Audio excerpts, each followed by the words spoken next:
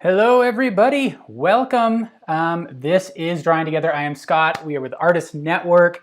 We are episode, 56, I think, of Drawing Together. So if you're new, you're going to want to know that this is a series about drawing, and the whole goal here is to get a group of us together so that we can draw together. So you can find the reference photo for this in the video below, or in the description below. You'll have to copy and paste that link. Sometimes YouTube doesn't allow us to link to other things, so you might have to just copy that, paste it into your browser, and you'll have the reference image that you can use.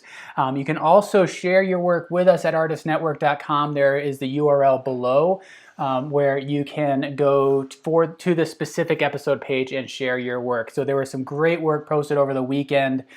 Really beautiful drawings of the eyes that we did. We were focusing on drawing expression. So this is what we're working on today. This is drawing feet. I've had many requests to do this.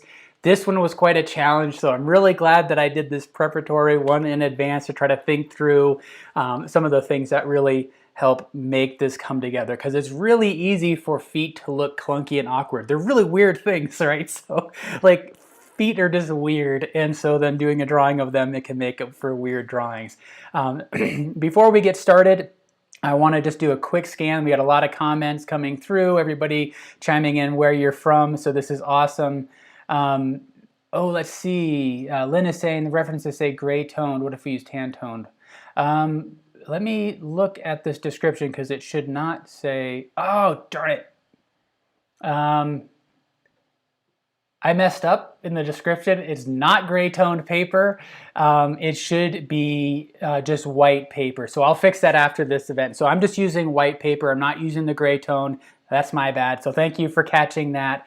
But we are keeping the materials pretty simple. So I just have my ebony pencils. You can see these have been well used. So I'm getting close to the end. So I do have two of them, but these are just two Prismacolor ebony pencils that I have available. I have my shading stump, and then my two trusty erasers, my Kneaded eraser, and then I've got this plastic mono eraser that I've been really liking quite a bit.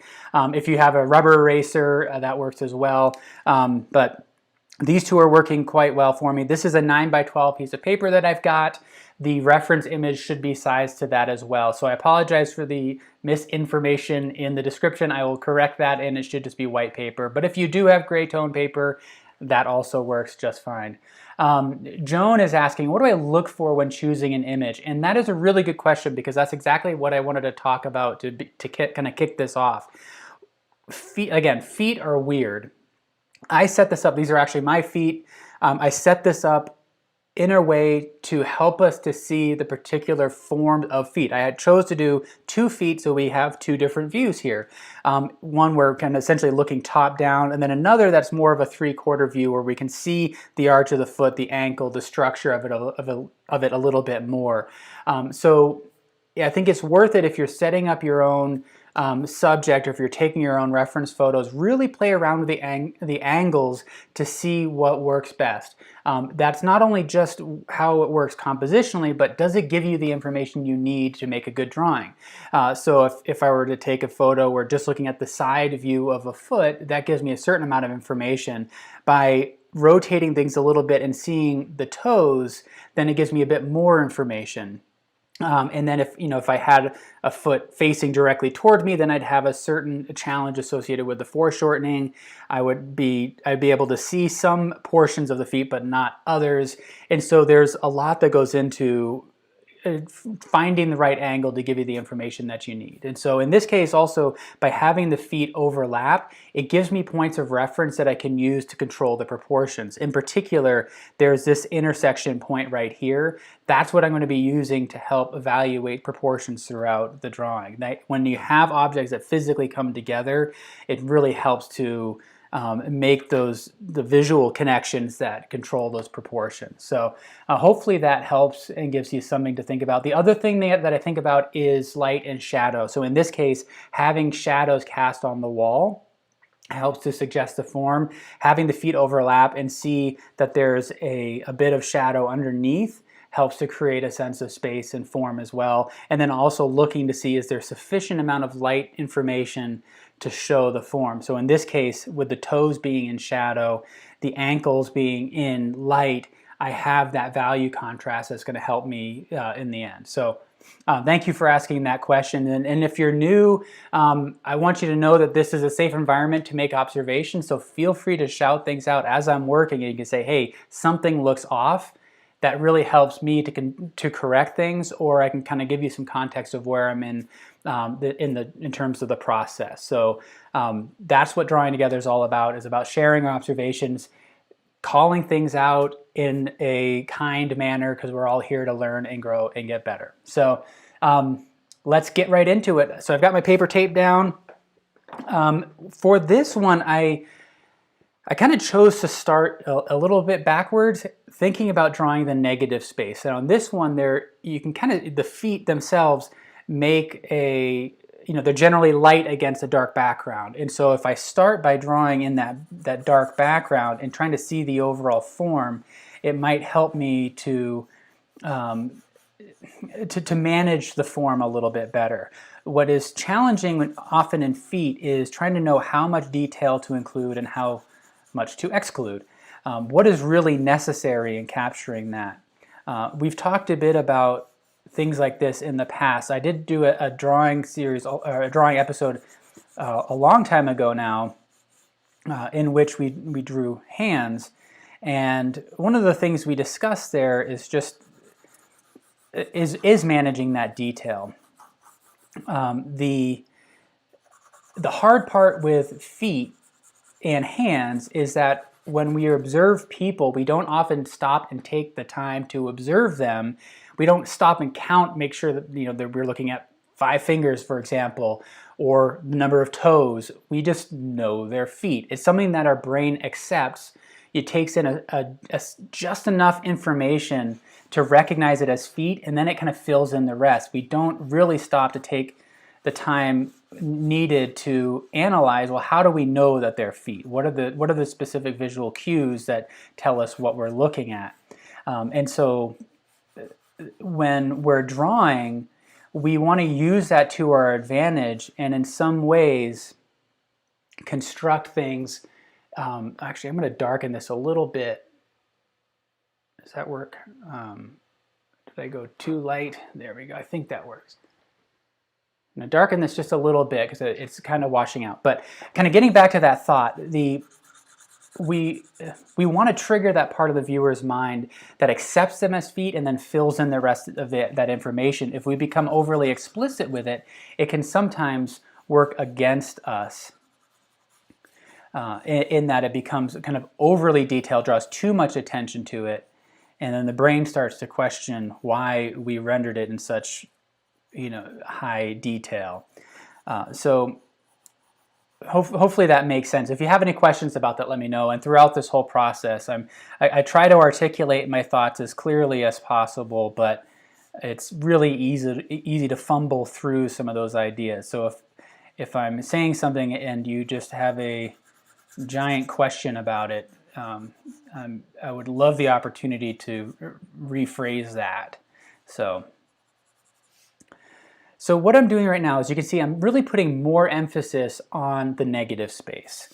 Just using my palm to kind of smooth things out, building up these layers to try to get my thinking around that negative space and use that to my advantage. Because one of the things that I find myself doing a lot when drawing hands and feet is getting kind of absorbed in the details and the particular qualities of it. And if I think too much about the feet and not enough about the negative space, the shape around the feet, then I kind of often get myself into trouble. So I like to flip the script a bit and really focus on the negative space. If you're new to those terms, positive space is anything that is the object, negative space is the shape around that object. So in this case, the shape of the wall around the feet is what I'm looking at. And in the end, that gives us a certain amount of information about the feet themselves. As I'm doing this, I'm changing the direction of my marks to so that I don't have too much kind of directional information in that background. And I'm rolling the pencil in my fingers so that I'm constantly kind of refining that edge. I'm not getting a flat spot on the edge of the pencil. And people often ask this question if you're new. I sharpen this pencil just using a razor blade, kind of carving away to expose more of that core of the pencil, and that allows me to hold it more flat like this and cover a broad area rather than utilizing the point of the graphite. All right, thanks Barb for the confirmation about the light. Yeah, it looked good. I may have to adjust it a little bit later as I build up more value, but with the finished drawing, I had it adjusted to that, but this is too light in the initial stages, and I want to make sure that you can kind of see things. If we need to make it darker, let me know, and I can adjust from there. One of the things I'm also doing right now is keeping my eyes soft in terms of focus. And I'm just trying to observe the shapes of light and dark and reacting to it really more in a gestural way. And so if you look at the edges, it's all very soft. I'm building up a haze. I'm doing that intentionally, building up some graphite on this white surface. I don't want to protect that and make it bright white. I want to build up that haze because then I'm going to use my eraser and pull out the highlights that I'm seeing, like right here on the ankle, on the heel and on the ankle where you get some highlights. I can use that eraser to pull that out. So in this case, I know graphite is difficult to control and manage. It kind of gets everywhere. Especially with your hand kind of rubbing on the surface. So rather than trying to protect it, I'm going to work that into the process. I just don't myself have the patience for trying to protect a drawing and not let it smudge. I just try to work that into the process. And as you can see, I'm trying not to create outlines, contour lines around the feet. I'm trying to build it in terms of shape. The line work is going to be really essential later on. One of the challenges that I've faced in the past is when I start a drawing with the line being too dominant, it's often difficult to remove that. And especially up in the area of the toes, it's really easy to overwork the lines. So I want to kind of sneak up on it. I want to think of them as shapes and then bring in the line just to define the edge in a few key areas. But as you can see, I'm kind of just working the whole drawing. Each time I make a pass through the drawing, I'm refining it. I'm gathering more information about the subject. So one of the things, again, we've talked about in this series before is that I want my drawing to evolve at the same pace as my observations about the subject. So my initial observation about the subject is to say, these are feet. That's all I like. My brain recognizes it as feet. Now I'm going through the process of trying to understand, well, how do I recognize it as feet? What are the visual cues that are present here that tell me that they're feet? And each time I look at this, I'm gathering more information about that, and my drawing is going to reflect that process. So I'm kind of going through and refining now. One of the things that I'm also doing is before I make a mark, or as I adjust the marks, as I'm doing down here, I'm trying to observe the angle of this, but I'm also looking at what other visual information is developing on the page. So I have the basic shape of the feet here, and I can look at where this mark is relative to the other parts of the feet. So where does this line cut through the heel? If I continue a vertical line through that, where would that intersect this lower foot here? And I'm starting to get a sense for where that might be. And as I said, this intersection is going to be a key point. So I'm looking for this general angle here.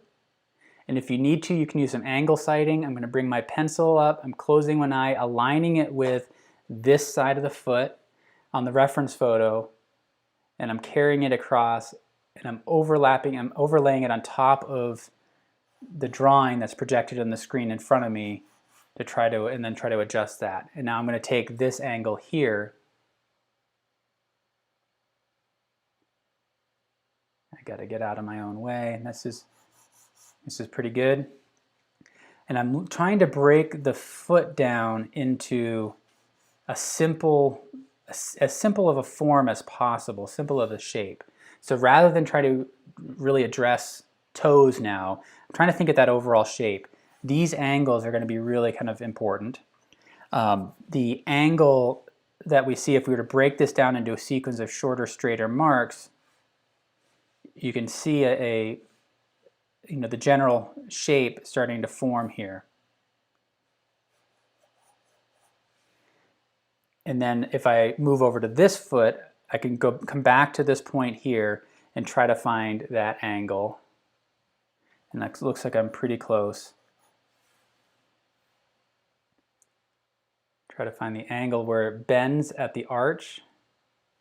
Try to break that down into something like that. So now placing this angle, one of the things I'm also doing is looking at this negative space right here to see how that correlates. And it feels pretty good there. I feel like that's working out all right. If anything, I might need to come over a little bit, so I need to look at that again. I may come back to that.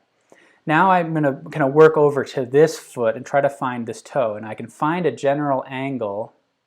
And again, it looks like this is pretty good.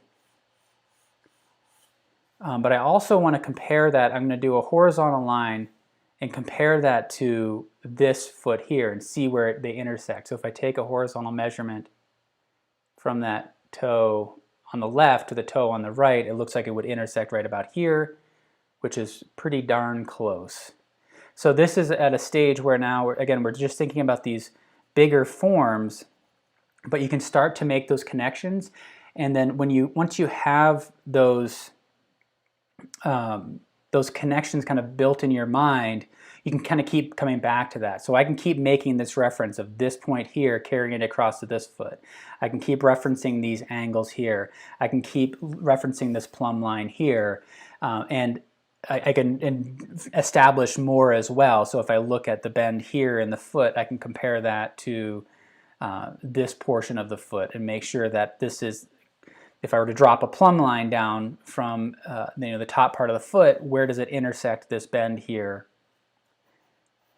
So as you do that, again, it just becomes easier to access, and you can keep coming back to that to double check, because it's really easy in a drawing for some of these proportions to kind of migrate. So we start working on something, and as we focus on it, it's easy on the page to just kind of move left or right or adjust a little bit. And especially once we get locked into the details and we start focusing on drawing those details, we lose sense of where those details are in the context of the whole drawing. And so if we establish that context early on, it gives us more confidence when we get into the details that we can really just absorb become absorbed in those details and not have to worry too much about it. So this is kind of a tricky spot.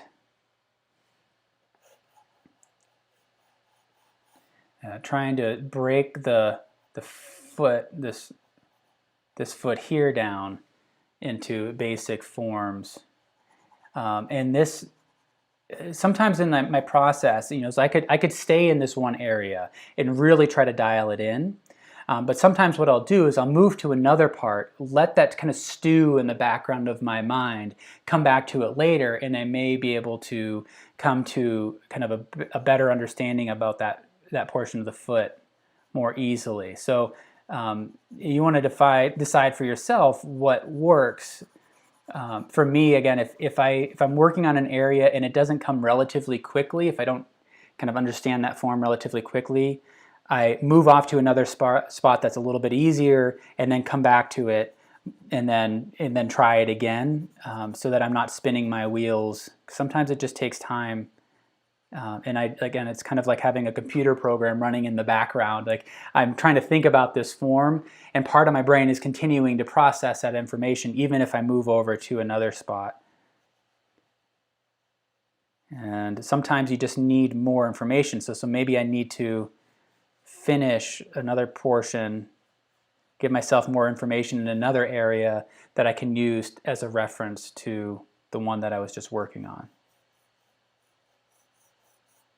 And as you can see, as I'm working on these curves, especially around the heel, I'm trying to break that down into a sequence of shorter, straighter marks rather than trying to get a perfect curve, because it's really difficult to understand what that curve. It's not a perfect ellipse, for example, and it gives me a sense too, kind of a preview of some of the musculature that I might have to deal with. There's just a structure of the foot that we can kind of explore as we get into those details a little bit more. Okay, I want to take a break a little bit to just look at some of the questions, make sure I'm not missing anything. Does it help to understand the skeletal structure of the feet as you draw them, is what Jessica's asking. That's a really good question. It can. And I think the more you draw, the better understanding you are going to have of the skeletal structure. And the more you study the skeletal structure, I think the more informed you're going to be in your drawing. Having said that, when in doubt, use whatever tools you have available. And in my mind, drawing feet is no different than drawing a simple box, right? There's the same principles at play there. And so even if I don't have an understanding of anatomy, I can still use other tools to kind of get me there. And then throughout the process of observing the foot, I can think through, well, what am I actually looking at? I'm looking at a tendon here. I'm looking at bone here. I'm looking at kind of a softer part in here and then more tendons over here, etc. So you kind of can pivot back and forth between thinking abstractly and thinking about just values, shapes, textures, forms, and then thinking anatomically and really understanding that structure.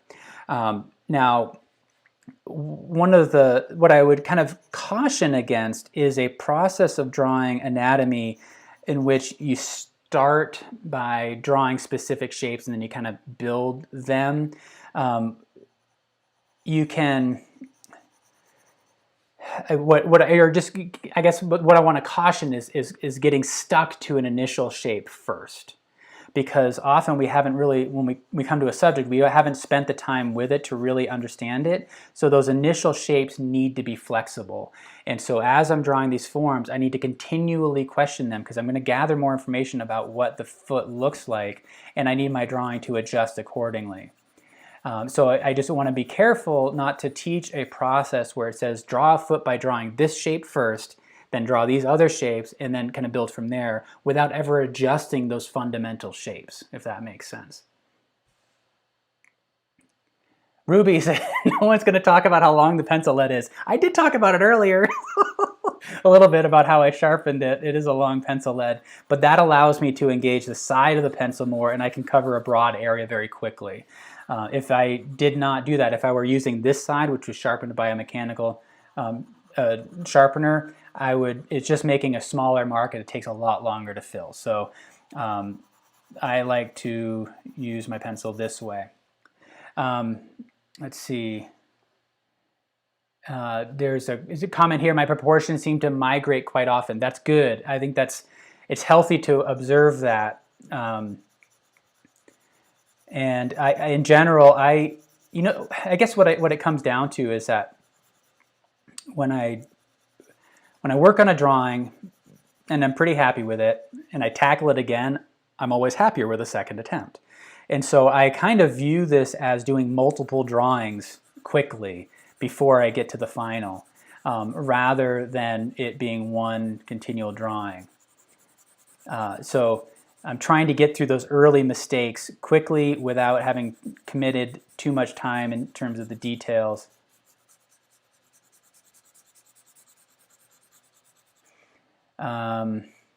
Roberto is asking if I've drawn dogs or puppies. I have I? Not as part of the series. I do want to find the right reference photo. I've taken a few reference photos, but I wasn't as happy with them, so I should give that another shot. We did draw a cat. That was fun.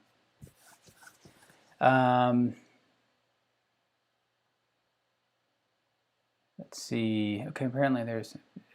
wait, looking at some of those questions.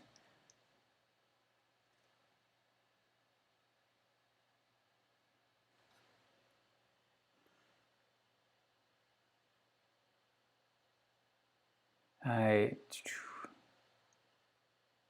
see some comments here, but I'm not quite sure I understand, so I'm going to keep moving on. So if you did have a question you'd like me to address, and I'm not, maybe try to call it out again.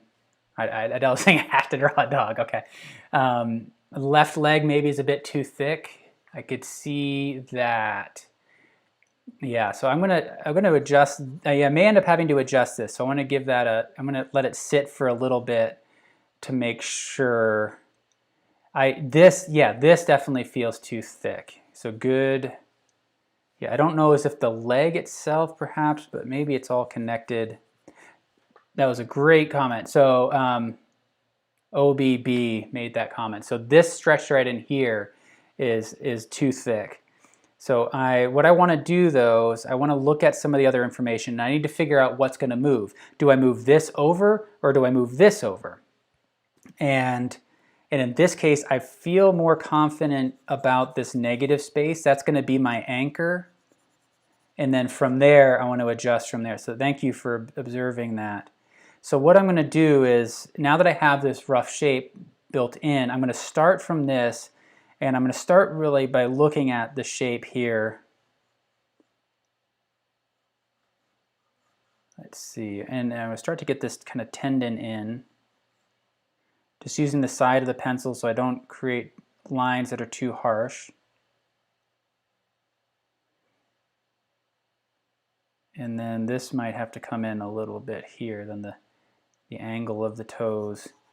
So again, this area I haven't quite resolved in my mind. I'm going to let that become a bit ambiguous, but that was a good observation here, and hopefully that addresses it. And I could always come in a little bit more. I want to be careful with my marks here. So I caught myself doing that. So, see, I'm making these lines here to represent this angle of the leg. As I'm working in the background, I want to change the direction of those marks, because if I have these marks run parallel to the angle of the leg, it's going to flatten that out. It's going to pop that background forward. And in general, you can correct it if you need to, as you get into it, if you observe that. But I want to try to avoid establishing some of those marks too early.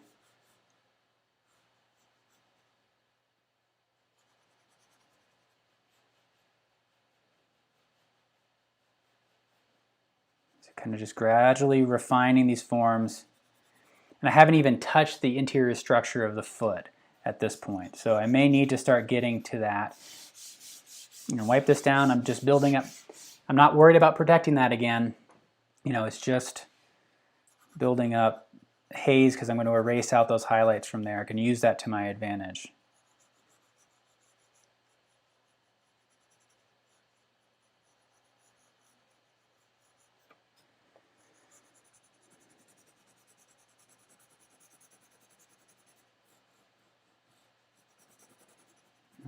Just kind of block in the pants here.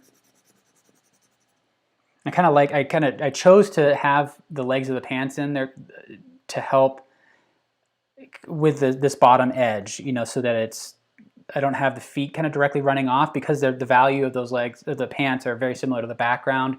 Visually, when you squint your eyes, it kind of essentially cuts off the feet. It makes them kind of standalone objects that then I can kind of compose in the scene.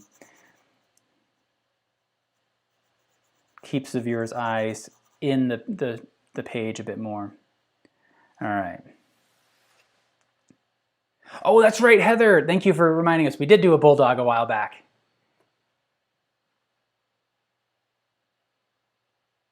Thank you all for catching that. I forgot all about that. That was fun. Yeah, feet are weird, Yeet Yeet is saying.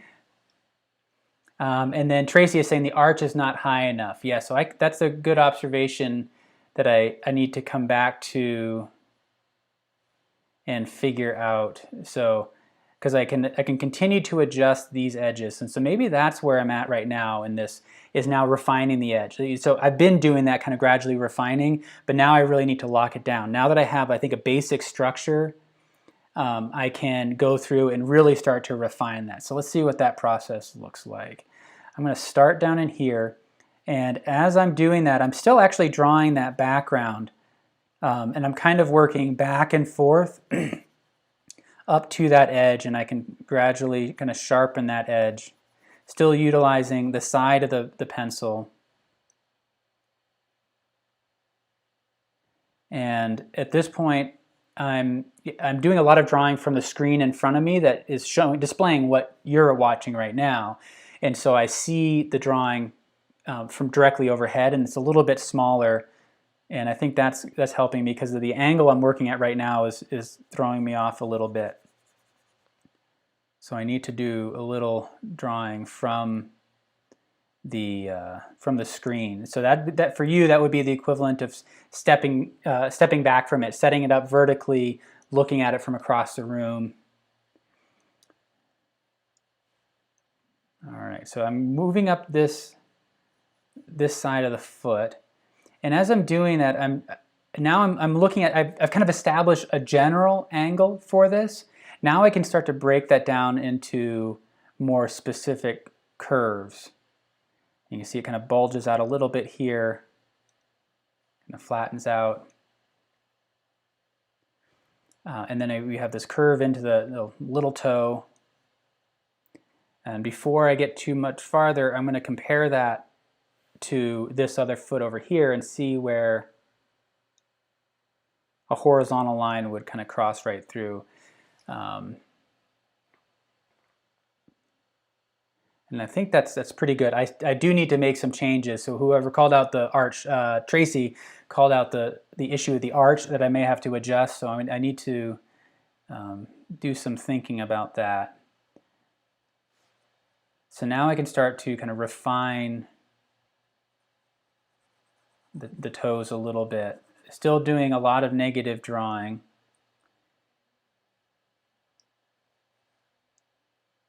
And I think what I need to do is essentially just take a stab at it and then see where I'm at and then make adjustments from there. And I want to be careful about the line work. So I don't want the lines too hard at this stage.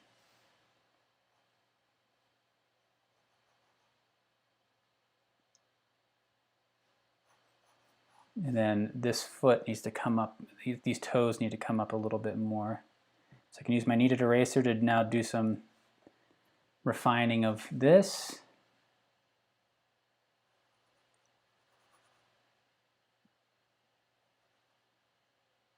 Yeah, feet are just weird things.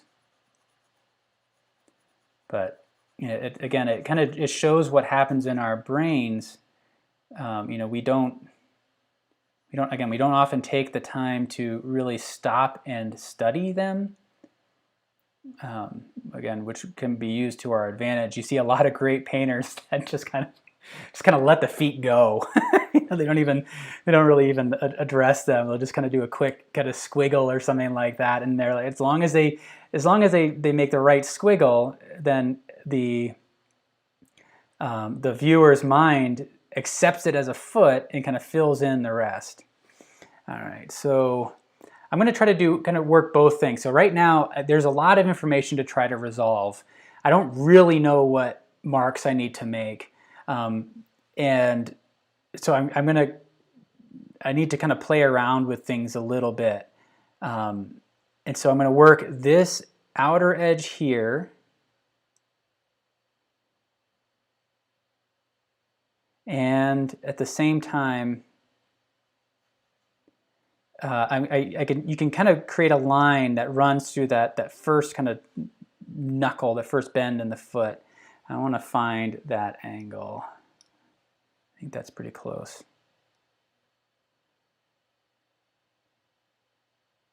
And so I think it's really helpful at this stage to not do anything that's too permanent. I'm going to try to sneak up on some of these proportions.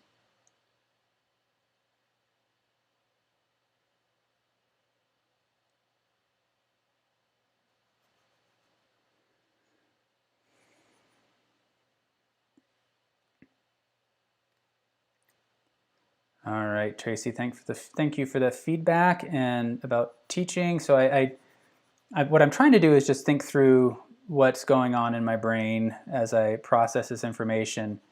But again, with drawing together, this is intended to be somewhat of a communal experience, and so I really love it when people share differing approaches.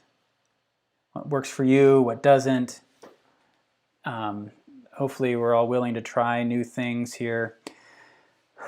So I need to move on because even just a few minutes working on these toes, I could feel myself not breathing and kind of focusing too much. And so I'm just going to move on and come back to it, hopefully with a more fresh mind, fresher mind. I can move on to something like this background, this shadow here that doesn't require as much thinking and precision, just to kind of clear my head a bit. And that's generally how I work. You kind of come into an area, work intensely, and then I need to step back and really kind of clear my head. And so I can see that I need to adjust things along in here. And really with figure drawing, so much of what makes figure drawing work is really observing compound curves. And so observing the general angle, so again, we were looking at that general angle of the foot, and then once you have that established, try to break that down and look for the sequence of convex and concave marks that interlock together. And in very subtle ways, each one of those subtle curves along this longer angle indicates something about the structure. And if you look at like Ingres, for example, he was a master at really capturing the structure of something just by using a line. And then Degas, studying Ingres, would really kind of work that as well. So you look at a Degas line on a figure, and so much information is being carried just along this contour edge. So it takes some time to really kind of observe that. Again, try to hold in your mind the overall angle and then break it down into the sequence of concave and convex marks. So if I look at the toe, for example, there's this stretch of the bone, which is generally straight, and then it kind of comes out. There's a kind of a clean intersection there where then the lower toe, the pad of the toe, kind of rounds out around it. And so getting those just subtle variations and the interlocking of those curves can really go a long way in conveying the three-dimensional information of the subject. All right, so I'm kind of locking things down. This, I think I need to come in a little bit more here. Locking things down a little bit with this foot, and then because there's still more to solve here, if I get this right, I can build everything here around that. All right, so now we're going to get to that arch, Tracy, that you're talking about. And what I think needs to happen is this part right in here needs to come a little bit more horizontal, a little bit flatter.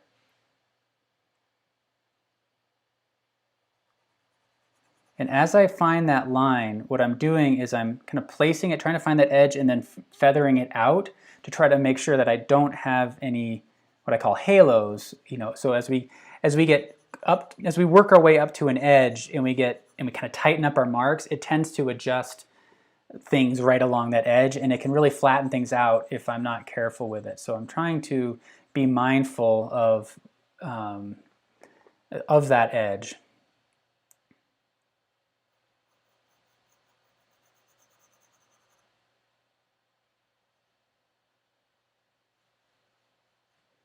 So I'm looking at that angle here, doing a quick check-in with this structure there.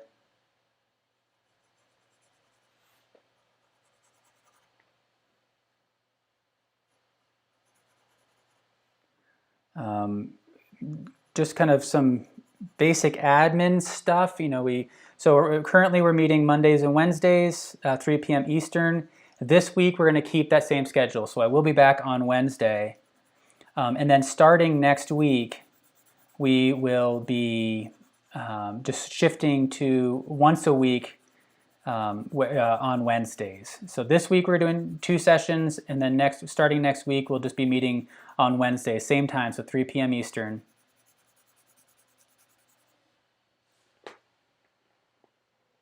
So again, if you kind of think about this whole drawing, I've been drawing this foot, but mostly by just drawing that background. I've done very little except for this little line and some of these little marks here to suggest the interior structure of that foot.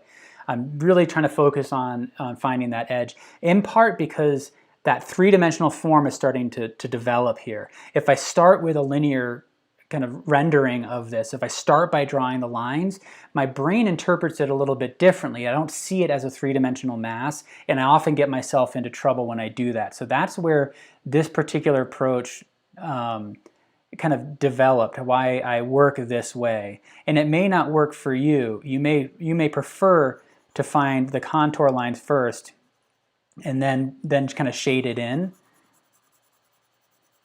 But like I said, after years and years of drawing, I find that I often get myself into trouble, no matter how much I really kind of focus on it. I feel like if I can start by getting to the shapes, getting to the masses first, then I often end up in a better place.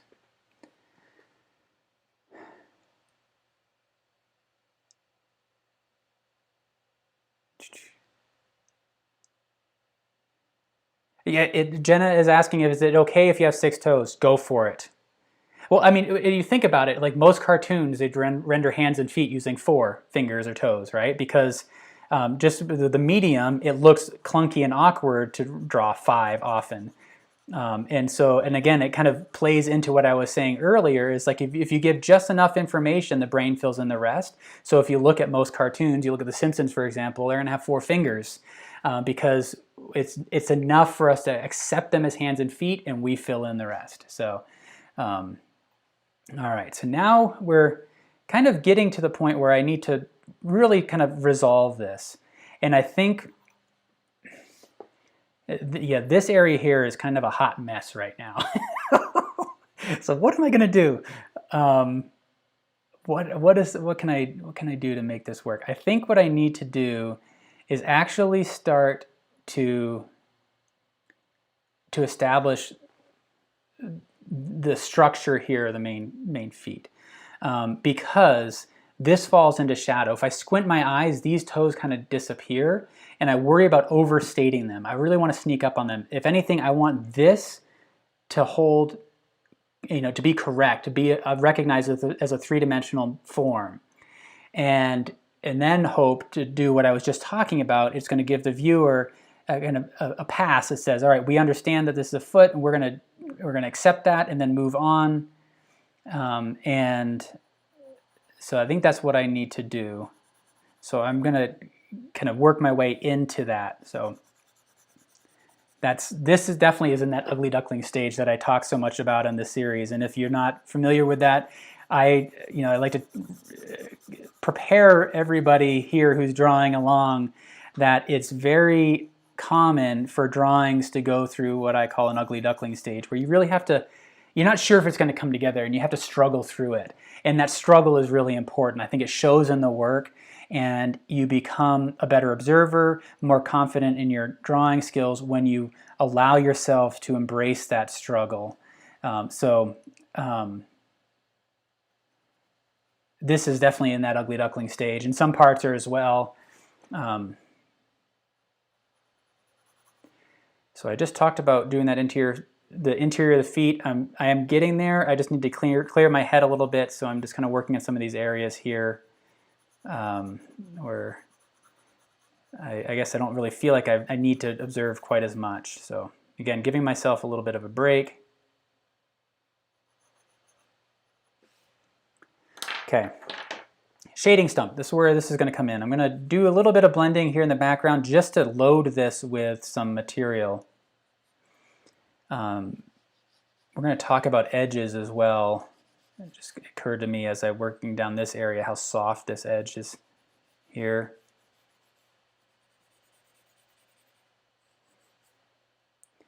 All right, so this foot down here is in shadow, especially where it cuts underneath this upper foot. So as I find this edge, I'm going to try to kind of feather it upwards. And I like using the shading stump just because it's a little bit less aggressive than the graphite for this. I kind of sneak up on it a little bit more. I say that a lot, and I don't know if that's really the right way of saying it. I say sneaking up on things a little bit, but that's the way I guess I conceptualize the drawing process. Is drawing is it's about allowing the image to emerge on the page. It's pulling it out of the page. So now I've kind of built up this haze. This isn't bright white of the paper yet. So when I use the shading stump or the blending stump, it can actually darken some of these areas. So I'm gonna look at this now, the specific shape of this toe, and you see how this is in shadow. And then I'm gonna kind of suggest the toenail. So I'm not using a line to create that edge. If I do, there's a chance that it's really gonna kind of pop off the page, and so I want to avoid that.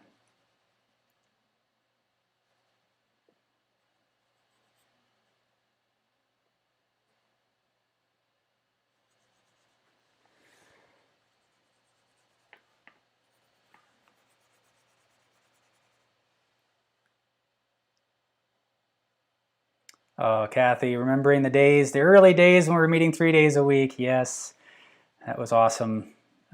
But alas, I have other work, and I'm working very much with another artist right now that we're trying to bring to the YouTube channel so that we can kind of diversify our content a bit more. She's going to be working on some acrylics, hopefully. So we're developing some new ideas that require my attention.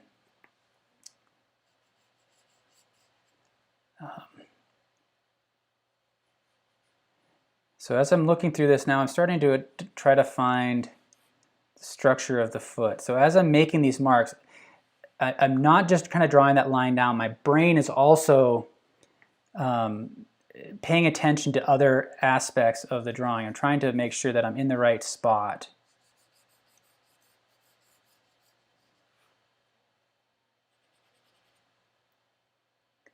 You can see how there's a bit of a bend in this toe here that puts this section of the toe in shadow.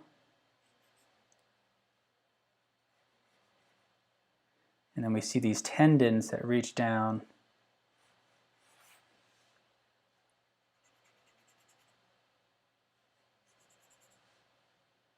So just kind of blocking in some of these things, and it's giving me a bit more information to work with that might help me to refine that stretch. So as I just mentioned the ugly duckling stage, as I look at this drawing, it looks rather ugly. So my sincere hope is that I can pull this together. Just got to trust the process. We'll see.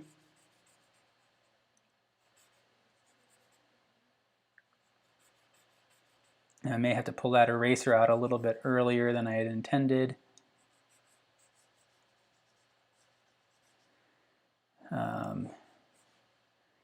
And then I'm observing like this pinky toe has a shadow that crosses over it.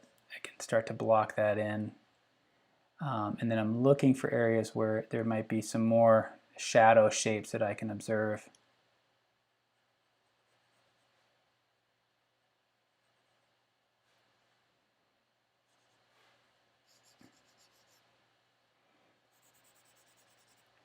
All right. That is certainly ugly duckling stage. I think what I need to do, because this is really bothering me, is start to kind of sharpen this up a little bit. So one of the things that I'm observing with this big toe is this alternating sequence of light and dark. So we have, light coming in on top here, and it's lighter against the dark background. So now I'm kind of refining this edge using the kneaded eraser. And as I come down here, so this is dark against the lighter toe, but as I come down here, it reverses. This stays generally the same value, but there's a shadow being, there's a form shadow here on the big toe that makes this part darker against the lighter background. So there's, if you're new to that term, we've talked about that a lot in the beginning of this series. The difference between form shadows and cast shadows. A form shadow is anything that, the shaded side of a particular form. A cast shadow is the shadow that's being cast by that. So in this case, this is the cast shadow. There's a form shadow on here.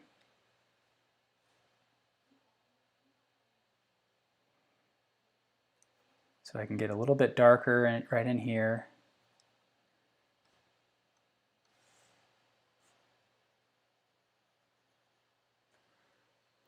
And there's something not appealing about this foot right now.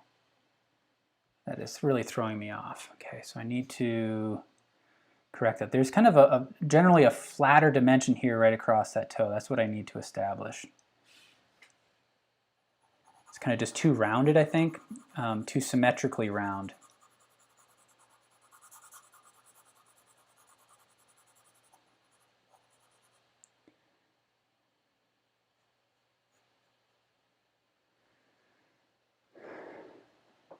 All right, Rebecca's saying, yeah, I'm glad those comments you're making about the ugly duckling stage make sense to you.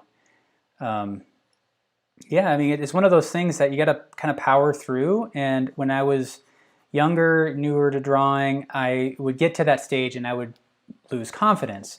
And then it was my, art professors at school that, that really helped to establish an environment where we powered through them. And then you understand the relationship between kind of struggle and drawing, where struggling is part of the whole process. Where it takes time to really develop your understanding of that form. And sometimes it comes quickly, sometimes it doesn't. All right, that's feeling a little bit better. It was not quite as distracting. Now that I have a bit more of that toe established.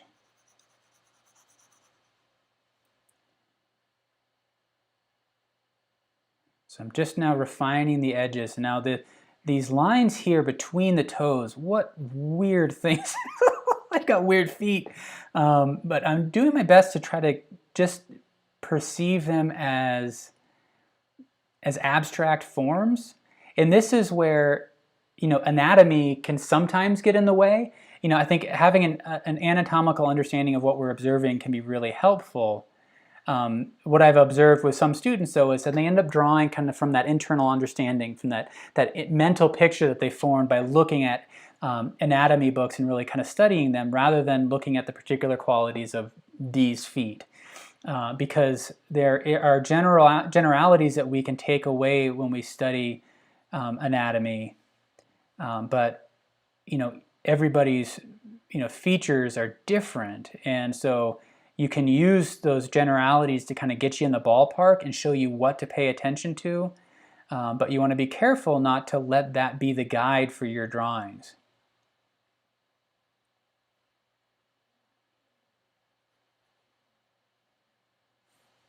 All right, so I want to sharpen up this edge along in here.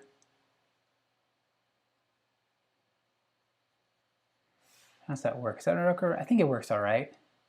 Trying to find these. I may be off a little bit, and I'll come back to it. Again, I like to have my drawings evolve at the rate of my own observations, and so there's so many kind of individual, particular qualities that I haven't taken the time to observe.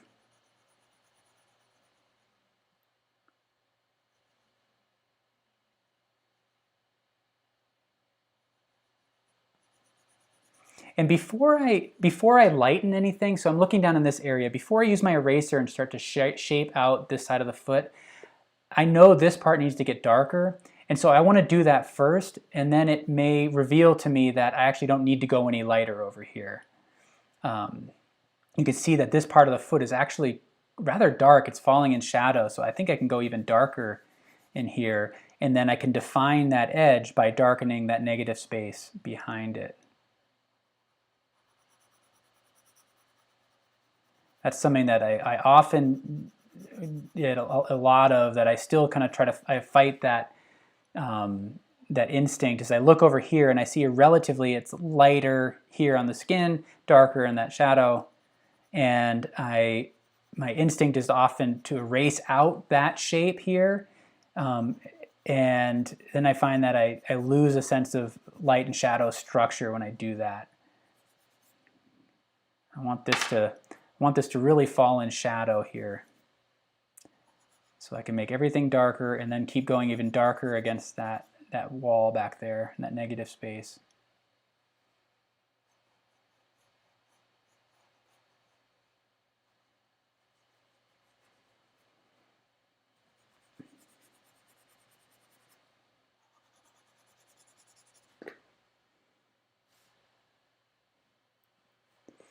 You're blaming ugly feet on the model.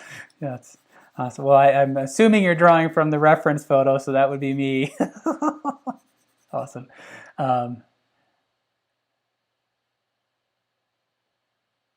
Marilyn is saying, I like my drawings to progress at the same speed as my observations. Tremendous learning point. I'm glad to see somebody that recognizes that as well.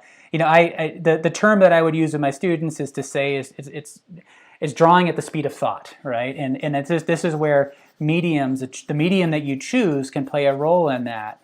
You know, I do the same when I'm painting, is I kind of choose the medium that allows me to work at the speed of thought, that aligns with the pace at which I make my observations. And so if I were a colored pencil artist, it requires far more patience than I really have.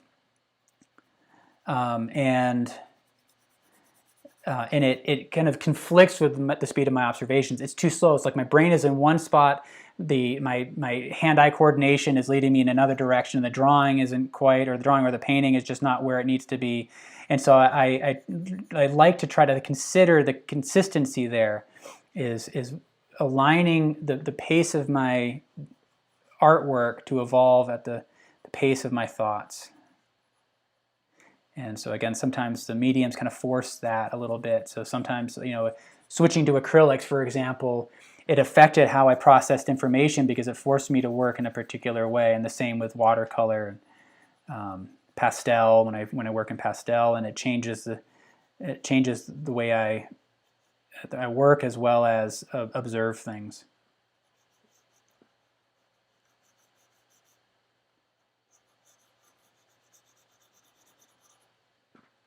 All right, so I'm feeling a bit better about that.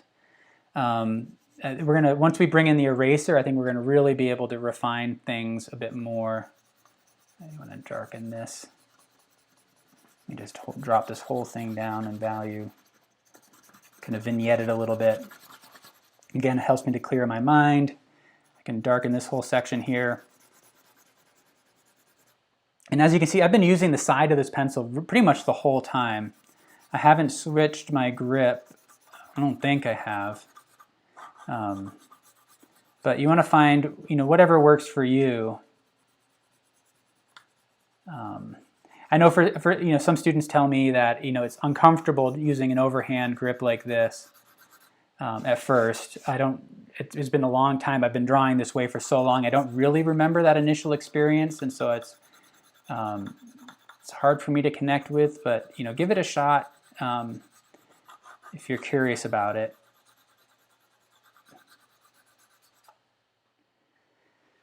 Okay. Now, before I do that, I want to start to kind of render this toe here. And I'm trying to think about the cross contour information. So there's kind of subtle marks in here that really kind of wrap around the structure.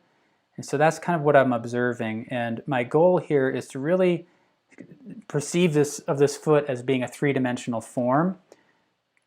And that, I think, is going to help me when I draw these toes here.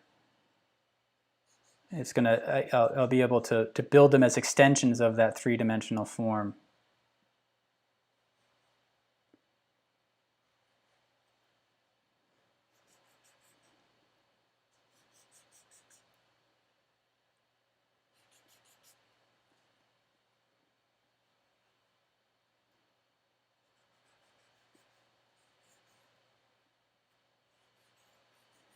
And kind of getting back to that thought of, do you need to understand anatomy? I think it is really helpful. You know, I've taken classes in anatomy, and I know at art school I remember taking an anatomy course that was designed specifically for artists, and that was really helpful. You know, we didn't have to necessarily memorize all of the, you know, the specific Latin terms of things, but it was really helpful to really kind of understand what's happening beneath the skin. And then you start to figure out, well, how do you represent that? And again, if you look at Degas, for example, he was a master of that, using a line in just the right line to show that we're moving from bone to muscle to, you know, softer flesh. Like, he was kind of all over the place with that line. It was so specific. And, you know, it makes me wonder, like, if he really understood anatomy, or, which, you know, maybe he did, you know, or whether he was just really good at observing and again, just applying the same process to drawing anatomy and figures as you do any other object. That blotch is too strong there. Use all the tools you have available to you: sight measuring, angle sighting, comparative measuring. And then it's kind of like understanding linear perspective. You know, for me, like, I've spent a lot of time really studying linear perspective, but I never like to build a drawing from those rules that we learn about when studying linear perspective. I like to use angle sighting and comparative measuring, and then bring in my understanding of the kind of the rules of linear perspective as a way to rein myself in if I get lost. And that's the same way we can kind of approach anatomy, is that, you know, if you get stuck and you're like, this just isn't coming together, what am I not understanding about the form? Then having a basic understanding of anatomy can help rein, you know, kind of reel you back in. It becomes another tool that you can use.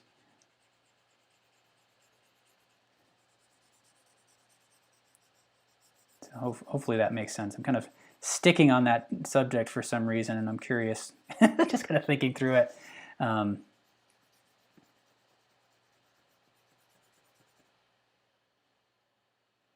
Maddie's mom is saying it's your new favorite way of holding the pencil. I'm glad to hear it. And just remember too that, you know, it's the same with, you know, an eraser with a blending stump. Is, you know, you're always contributing to the form, and you can use those same ideas to for any material. Okay, so I'm feeling better about this kind of three-dimensional structure here. So as I work my way down, this is all in shadow. I want to shade that in.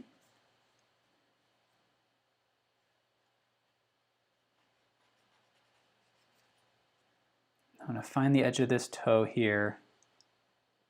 And there's just a lot of kind of interlocking forms here that I need to observe. And so I'm trying to look for the basic shapes of the shadows. And you can see if you follow the shadow along this toe, it kind of leads right into a thin shadow of that tendon that comes down and attaches to the upper part of the foot there. So what I'm trying to do is, at this point, I'm trying to shed any sort of symbol system, you know, a preconceived notion about how something looks or how we draw something. It's a symbol system. So I have, you know, from my years of drawing, have a certain like program that I run and drawing feet, and I need to not do that. You know, I don't want this to become generic. I want to really observe the specific forms in front of me.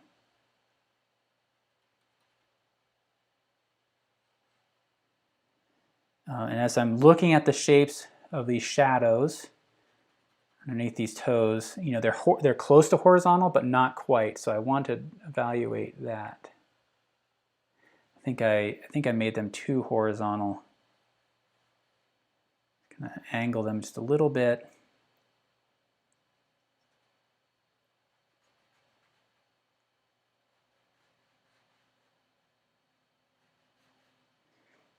Something is definitely not aligned here. So basically what I've been doing is working my way down, drawing toe after toe after toe, and I end up with my fifth toe here, and now I've got this negative space which is far too large. So I got a problem that I need to solve now. So either yes, I need to figure out how to fit them in properly. If I'm confident that this toe is where it needs to be, I'm confident where this needs to be, this angle here, then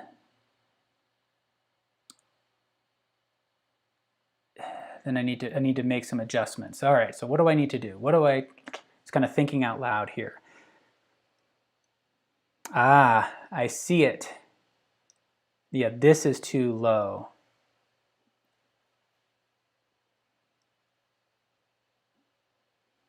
That's too low. So what I'm doing is I'm looking at this intersection point right here.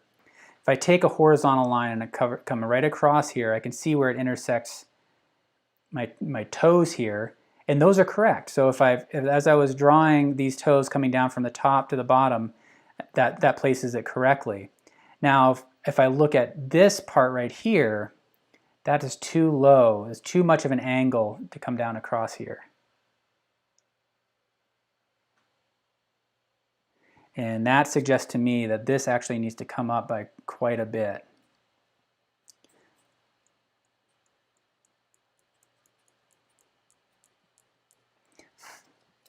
Just using this plastic eraser to kind of erase back down. So one of the advantages to working with the pencil on its side is that it's actually easier to erase these forms now. Had I used my pencil this way with a tripod grip, that would have embossed lines on the page that may not come up. How does that feel there? Okay.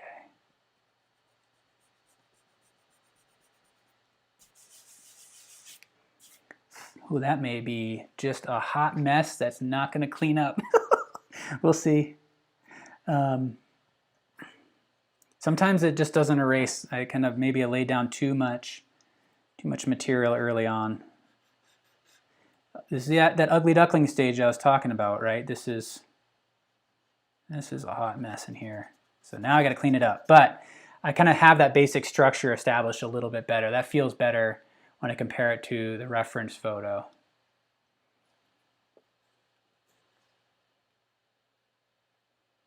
And it's good to hear, Judy, that the overhand grip is working better for you. It's becoming more natural. And Jessica's saying when you took life drawing, you had to learn the entire skeletal and all the muscles. I'm glad to hear that this is working for you. Yeah, no, that was the same way. I remember, drawing lots and lots of skeletons that were really helpful. But what I found is that in drawing skeletons and drawing that anatomy, it was less about, for me, it was less about building an understanding of the human form and more a challenge on how to, that I could apply to drawing the figure. Like it allowed me to kind of embrace this challenge. When you're drawing a skeleton, you have all those little parts, how do you piece them together? It ended up shoring up this process more than really my own anatomical understanding. So, all right, so there's this toe here. And what I'm trying to observe now, again, is that play between light and dark. This is relatively dark, but then there's that shadow, that form shadow of this toe that is a little bit darker than that background.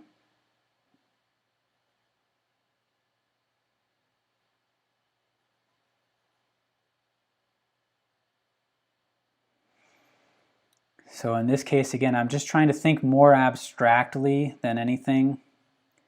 And then this is where almost an anatomical understanding might override that, because then I start to think about, what that skeleton should look like, and maybe start drawing from memories of drawing the skeleton rather than what's in front of us.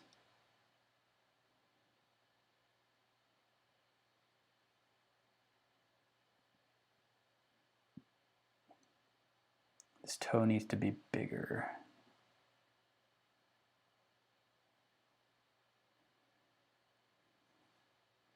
So hopefully what this is displaying is how much variability there is in the drawing. You know, things move around a whole lot. And to me, that's really essential. I don't think I could draw any other way. I've got these two that are, but I need to have space in my drawing process for mistakes. And then, if you consider them mistakes or just kind of discovery, I need to put something down and adjust and move from there. And you gradually get better. The more you draw, you're going to get more accurate more quickly. But if I don't allow myself that space early on to make mistakes, then I find myself in lots of trouble later. And it's also just not as fun.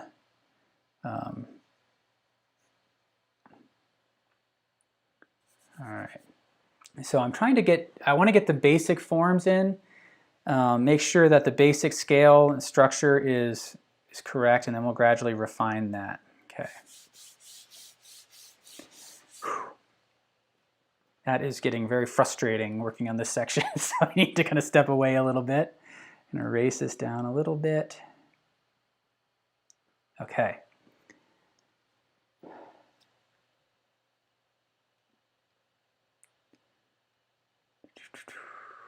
All right, just checking to see if there are any questions, but it doesn't look like there are. All right, so I'm going to come back to that. Now move back to this foot and start to add a little bit more detail. So if I'm looking at the toenails, when you squint your eyes at the reference photo, they pretty much disappear.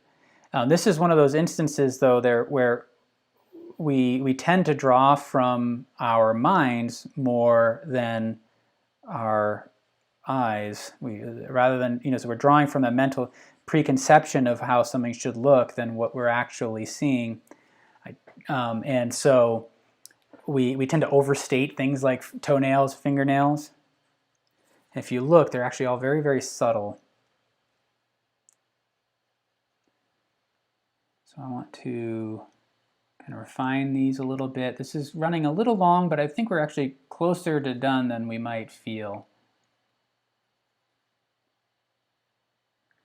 So as you're looking at this gap between the toes, be mindful to not overstate that edge. If I make this line too dark and too consistent, it'll really kind of flatten out. So I'm trying not to do that. I almost want to think of them more like a kind of a constellation in a way, a sequence of dots. And then we kind of fill in that gap. So I'm looking at where it's darkest, and laying that down where the sharper edges, where there's softer edges. There's this interesting little squiggle here that I don't really understand what's happening anatomically, but I'm going to trust it. I'm not going to invent something there. And I can start to bring in line work to define that edge. So there's a kind of light coming in here. So I'm going to erase this out. Erase out that toe here. There's light striking up here.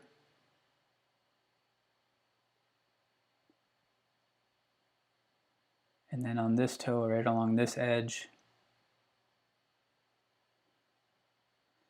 And then on this last toe, there's a little bit of shadow on the top, and it's just kind of catching along there. And then right in here between, in the kind of the webbing between the toes, there's light that catches right in there.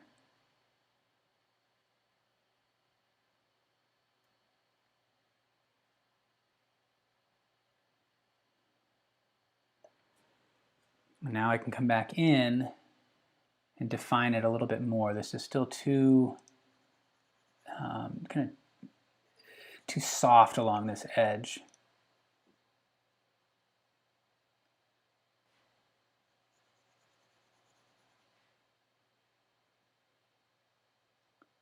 But I don't want to sharpen up along the whole edge of the foot. So as I come around, say this toe here, maybe I sharpen up this top edge, but allow this to become a little bit softer to suggest the shadow there. And then as I come to this other toe, maybe I sharpen up here around the top edge, kind of feather it off, but leave some of it softer. That edge control can really go a long way in terms of conveying three-dimensional information.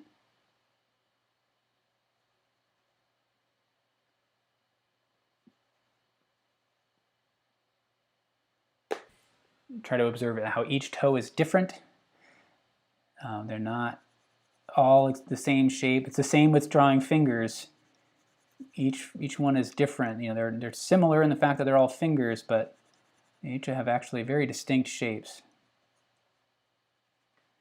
As I come down here, I want to observe some of the finer detail along that edge.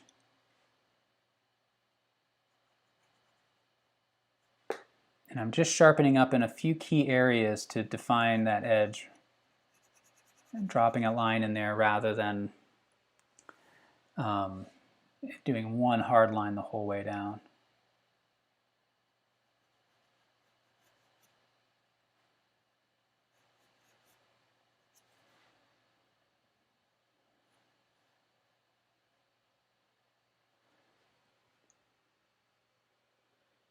All right, I think what I want to do is darken this in here. See kind of circular marks in there, and then I want to redefine this edge of the toe.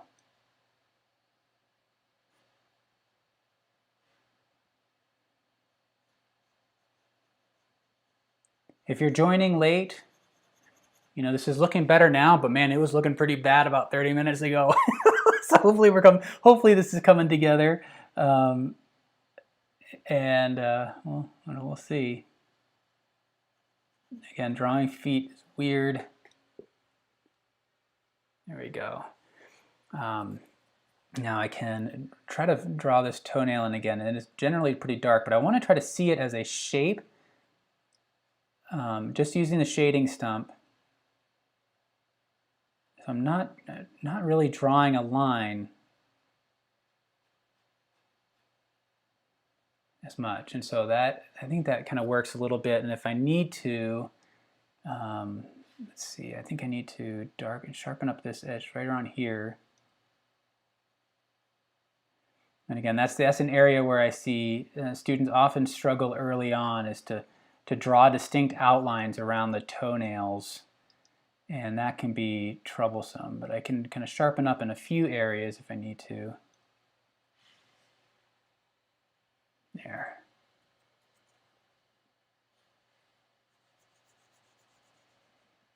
And now what I want to do is observe where the light is striking the strongest. So like right in here,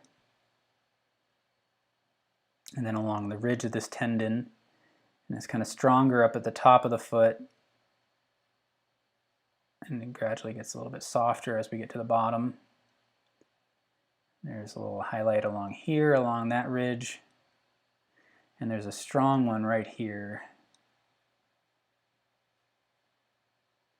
And it kind of feathers out into that toe.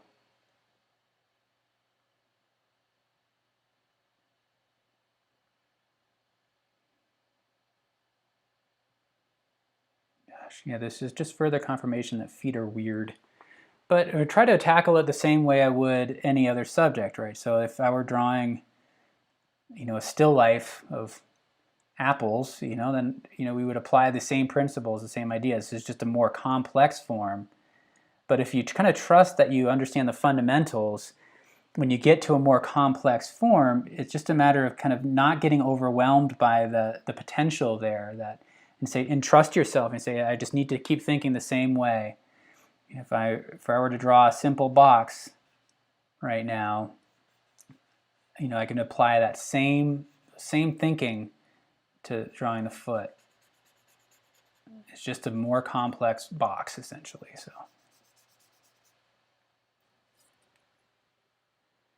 and then pull out some of that light along in here. So I'm just kind of tapping and rolling to bring up some of that. I don't want to get right along this edge because that falls into shadow.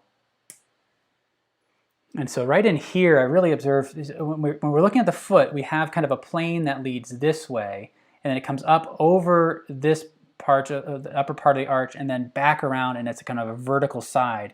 And that's what I'm observing right in here, trying to.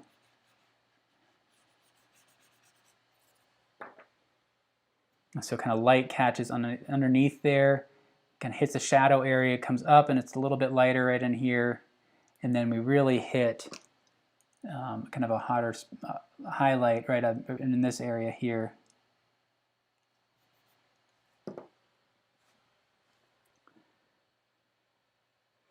Oh, Karen is asking, how do you decide where the sharp edges are needed? Part of that's informed by the reference photo, so I start there, where I just try to observe, are there areas where it just feels more sharp and crisp? So for example, right here in this toe, it feels sharper up here. Along this edge, it gets softer. And then with this toe, it's softer around this top part, around the toenail, but a little bit sharper right in this area. And so you can kind of build it from there. So kind of start by going with how it feels. And then if I look at this toe, it feels a little flat to me. And so I can sharpen up this edge here right along the top. And hopefully that helps to pull that forward a little bit more.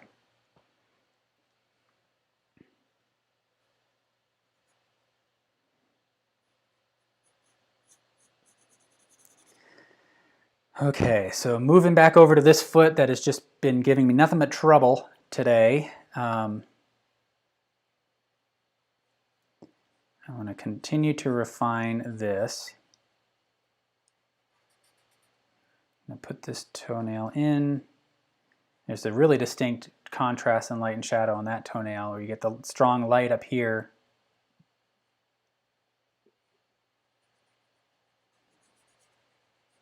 One of the sayings that I say all the time, it's not particularly, innovative, but if you're stuck, kind of keep coming back to that mantra that marks are thoughts. If we try to think about, and this is the way I try to visualize the whole drawing process for me, is that visual information is coming through my eyes as photons that our brain then translates into an electrical signal that it runs down our optic nerve to our brain, and our brain has to say, well, what does that signal mean? And it creates the picture in our mind, and that's what we're drawing from, is that mental understanding, mental interpretation of those photons translated into an electrical signal.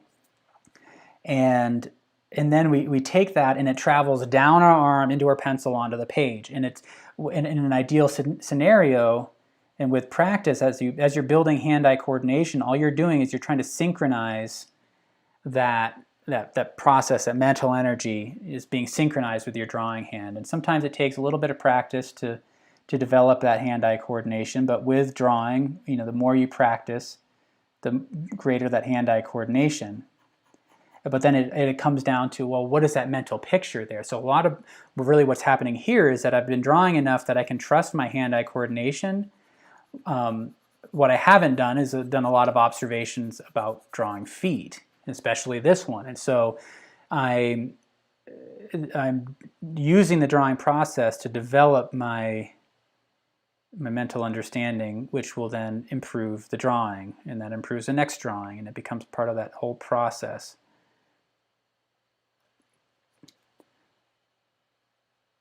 And so when I'm stuck, I try to connect with the idea that I then have to go back to my thinking about the subject.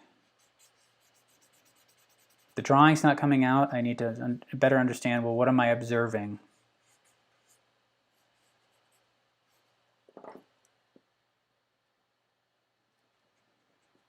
See if I can clean this up a little bit here.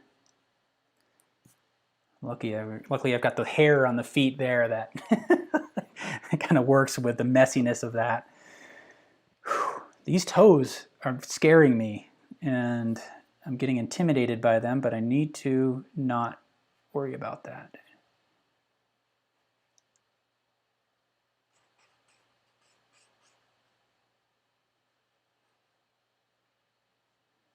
But again, just remember, marks are thoughts. And that's when it gets really exciting, is when you start to think about observing other masterworks, right? You look at a drawing by Michelangelo, and you're thinking about marks as being thoughts, and you realize that when observing a drawing, you're observing the thought process of that artist. You're seeing the evolution of the thoughts on the page, just like ours are evolving here.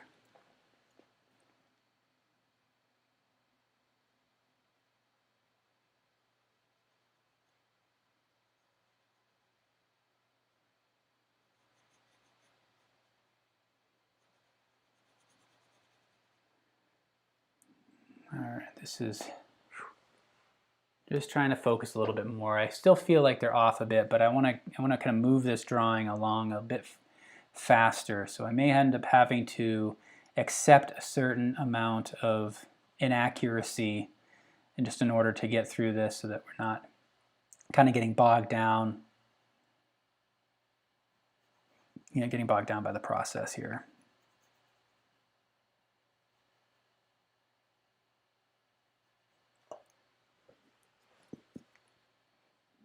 All right, any questions? Oh, Mariana is saying, funny, I tend to have my portraits resemble myself in ways, so the toes I'm drawing are, yeah, that's interesting. Everyone's feet are different. Encouraged to see how this looks.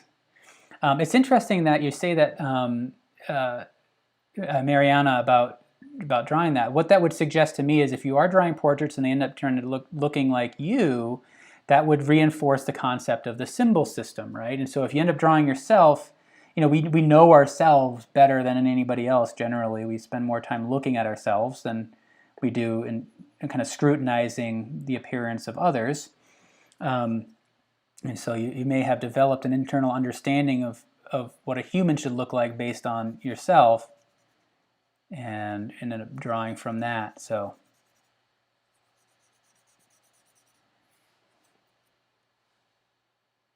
this just needs to be a little bit longer right in here. I think I've overstated this portion of the foot. It's really a thin, kind of small section there.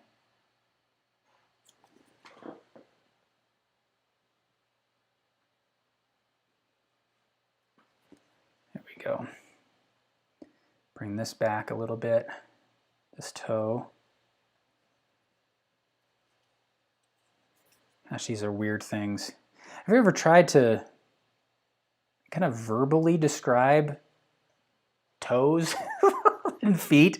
Like, it's really weird. Like, if you were to imagine that, like, there's a being that's never seen human toes, and you can't use the word toes or feet because it wouldn't mean anything to this creature. And you try to describe them, they're just weird.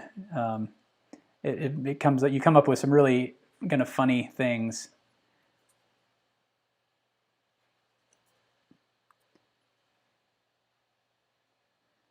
All right, so this, I think we feel like this is starting to come together. Again, I just want to be mindful. I feel like I'm starting to outline those toes a bit too much. So I want to be mindful of that. I want to try to get rid of the outlines in some areas. So like right in this section, I feel like I can go darker with the wall, and that will help to consume that outline.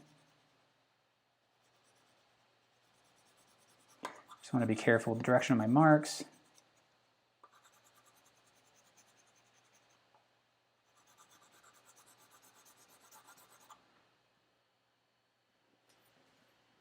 JC, so you used the gray tone paper. Yeah, if for anybody joining late, I'm sorry, I messed up in the description. I didn't use tone paper for this one. It was a carryover from, setting up the live stream. It carried over from the previous one. But you can use anything. So I'm curious to see how that works out. So this was just the white paper that I used. But you should be able to do essentially the same process. And then you just, instead of erasing out the highlights, you come in with a white chalk. Okay. And now, in the effort to make these lines not feel like lines, I want to try to, they're really thin shadows is what they are. So I want to try to feather those out a little bit. And I also want to make sure that those toes are reading as being in shadow. So I may even exaggerate that, kind of do a wash on top of them to knock them back into that shadow. And then here, I want to accentuate the overlapping. So this part is in front of that. So I want to make sure that there's a nice clean overlap there. There's an overlap here as well. So those overlapping forms are also something that's really critical in figure drawing. And what's in front of what. And that is overstated here. So here's what I'm going to do. I'm going to wipe that down. I want to unify things a little bit more. A bit too much contrast. So I'm just kind of, I've got all this graphite on my hand, so I can just kind of smooth that out. I can even do that over here. And now let's do some drawing with the eraser. And what I'm going to do is, actually I want to kind of complete this section here. There's a little bit of light kind of striking across the top of these toes here.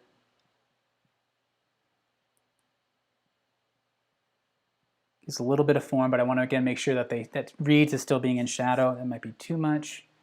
Kind of wipe that down. So this is just a real light touch that I'm applying to that. And then this toenail kind of catches light. Actually, that's working. That is working well.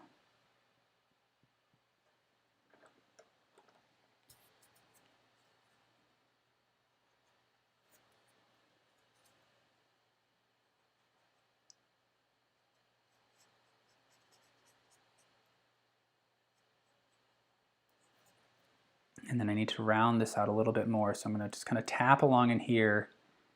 And as I'm doing that, I want to be mindful of the cross contour, that there's a sense of volume here. So rather than kind of move these in some random direction, I'm trying to observe, well, where, what is the direction of that cross contour?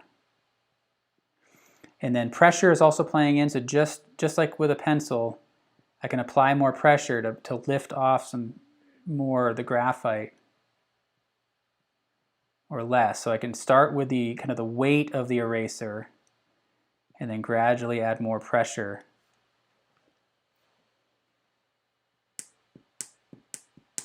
There's too much contrast there. Kind of clean that up.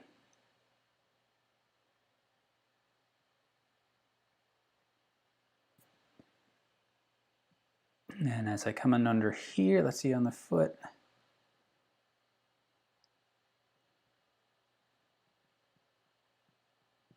And again, I'm just using some light pressure along in here.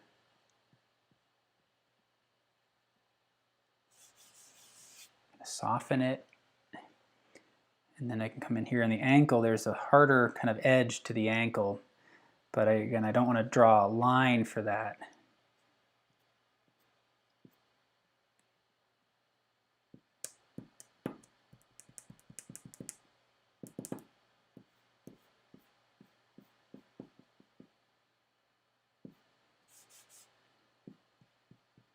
So as I'm erasing, I'm seeing kind of sharper edges, so I can just kind of wipe it down to smooth it out. I can pull out the light here along the heel.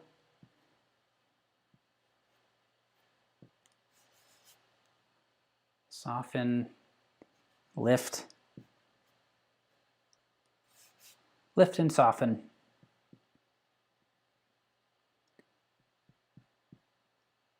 Now I'm trying to observe the shape of the shadow created by the ankle here.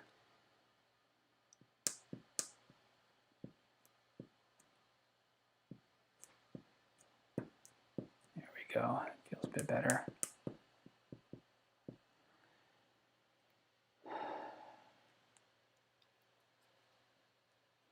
Linda is saying, do you worry about oil in your hands when blending with them? I do, which is typically why I don't really use my fingertips.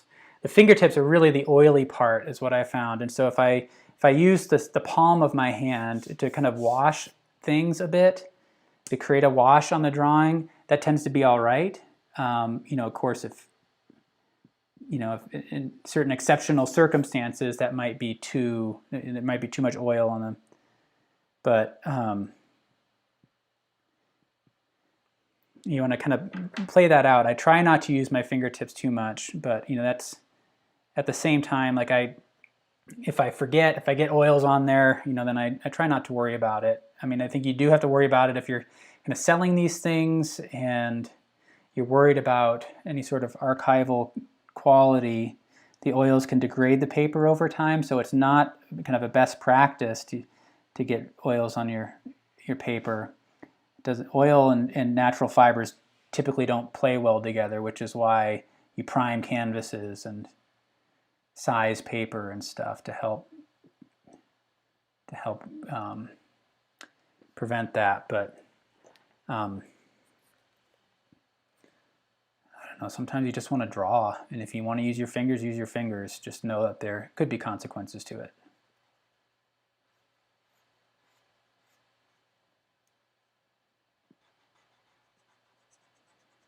You know, I've definitely practiced using the white gloves, right? You know, the kind of from classical drawing approaches is to use the kind of white gloves to prevent the oils from hitting the paper. But I don't know, I really like to engage the materials more directly.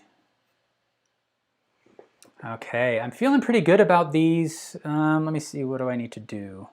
Now I'm just going through and refining. I feel like I need to add, you know, some sort of indication here. I don't want to necessarily get bogged down in details around the pants. So let's see what happens if I just do this.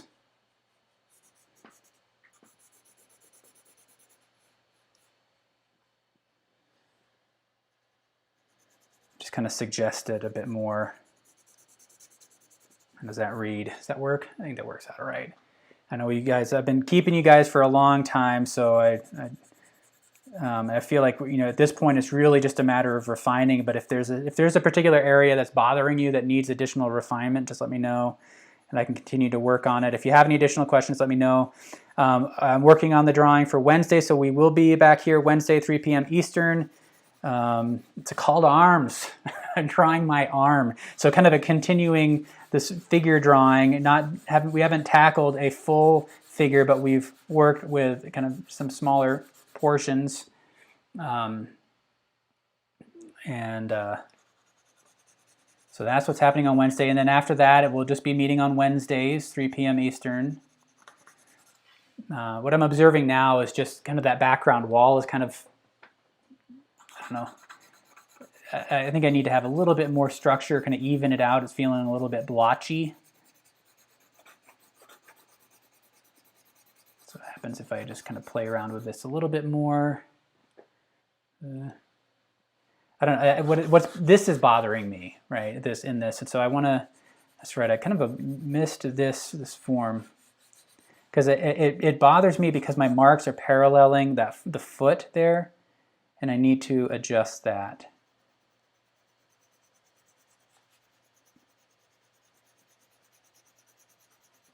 So I need to change the direction of these marks down in here. And there's also kind of more of the shadow caused by the leg here that I can include. As you get, as you draw, you become more sensitive to things like that. So it may not have been something that you kind of necessarily picked up, or maybe you looked at it right away and you're like, ooh, something seems wrong there. But it's, as I kind of forgot to pay attention to the shadows and how they were working, and as a result, the direction of the marks that I was using were working contrary to the structure of the foot, and so I need to change those a little bit. But we're very good at seeing very subtle differences in value, and so don't underestimate the power of really paying attention to the direction of your marks. Even if you get the value right, sometimes we just interpret things weirdly based on the direction of the marks we use to create that value. Soften that, maybe darken this a little bit more.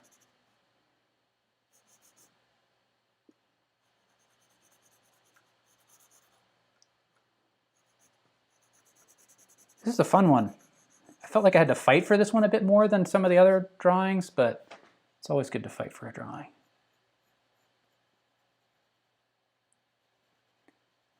I'm kind of getting rid of this little halo down under here.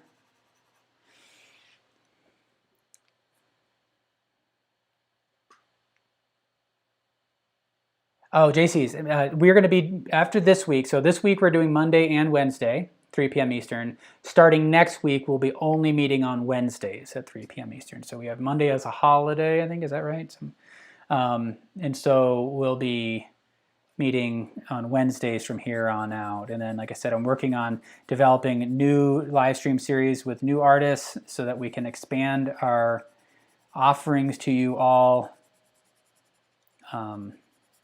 So that'll be a lot of fun. I'm really looking forward to that. So I'll be kind of behind the scenes a bit more in some of these upcoming live streams, but we're going to be bringing some new artists to YouTube.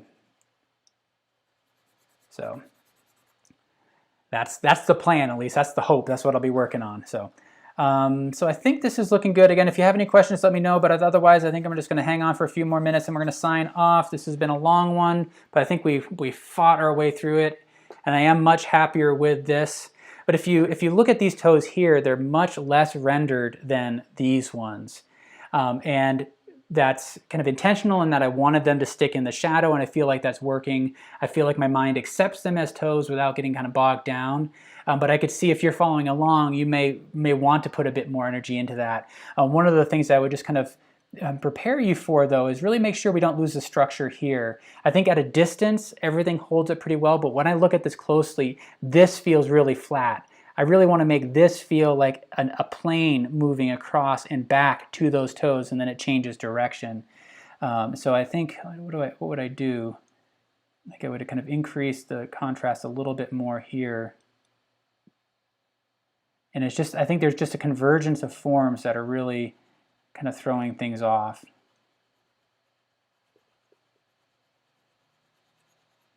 So I'm going to darken it here and then kind of feather that out, kind of darken that form. And I feel like that gives a little bit more depth. But just kind of pay attention to that area if you're really, if you're following along, and try to make sure that we're bringing structure into it. This part is in front of this part, and then we move back on the plane back to those toes, and so that toe is several inches farther away than the ankle here, and that's what I'm trying to observe.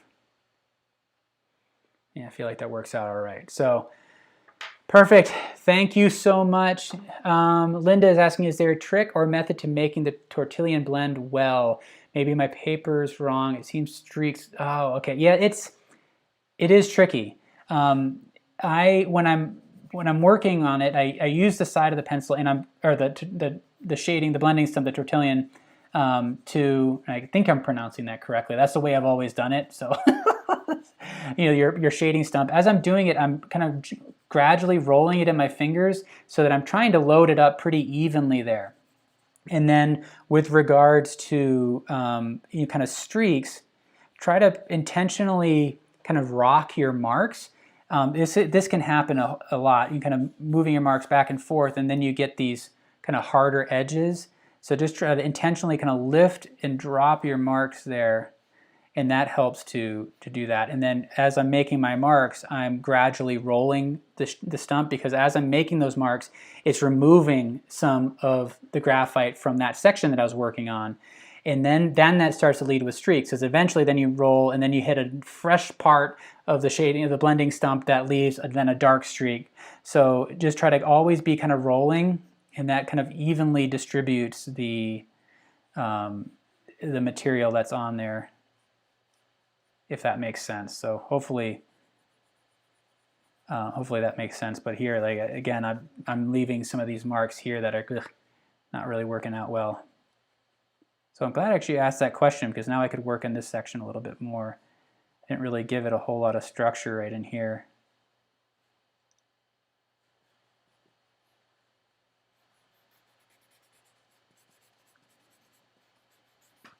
All right. Yes, Sally, I don't know, we're still working on the dates for the other one, but there will be another teacher. We're working on developing a series on acrylic painting as well. We're going to be doing one soon. It'll be watercolor. So we're trying to diversify that, and we'll still be doing the drawing, but hopefully then throughout the week we'll have a nice range of mediums being represented, eventually hopefully growing into oil painting, some colored pencil maybe. But my goal is to try to find a variety of teachers so we all kind of complement one another, give different approaches. Yeah, that's what we're going for.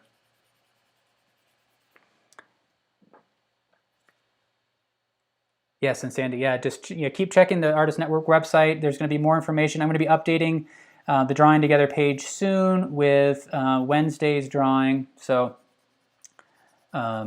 yeah, check out the Drawing Together page on Artist Network for more information, and then we'll be continually updating the website as more information comes along. So thank you all.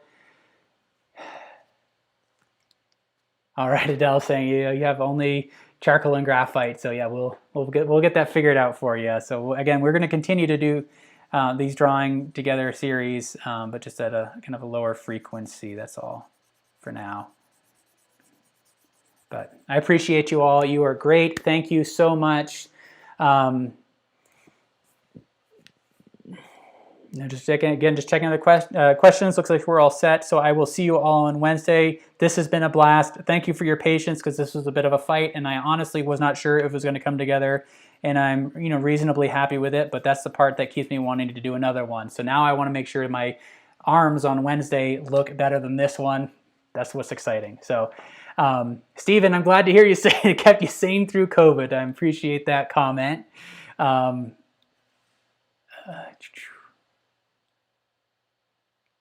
it looks like something from a Hot Take on Me video. I got to check that out now. All right. Thank you. I will see you all on Wednesday.